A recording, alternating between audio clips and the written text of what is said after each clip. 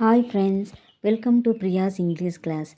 இந்த வீடியோவில் நம்ம என்ன பார்க்க போகிறோன்னா, இந்த வீடியோவில் இருக்கிற சில ஆங்கில வார்த்தைகளை எப்படி எழுத்து கூட்டி படிப்பது மற்றும் அந்த ஆங்கில வார்த்தைகளின் தமிழ் அர்த்தத்தையும் பார்க்கலாம். I N in, T E N ten, T I O N shun, intention அப்படின்னா நோக்கம்னு அர்த்தம்.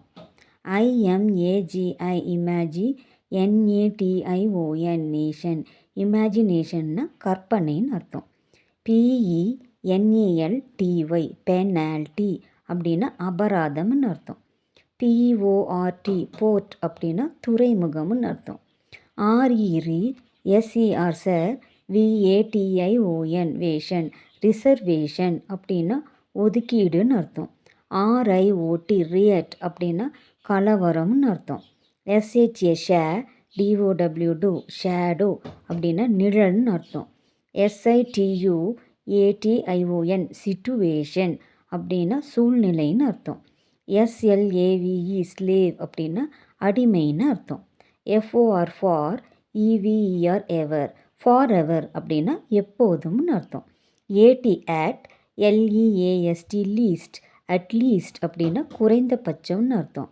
A T at, L A S T last, at last அப்படின்னா கடைசியில்னு அர்த்தம்.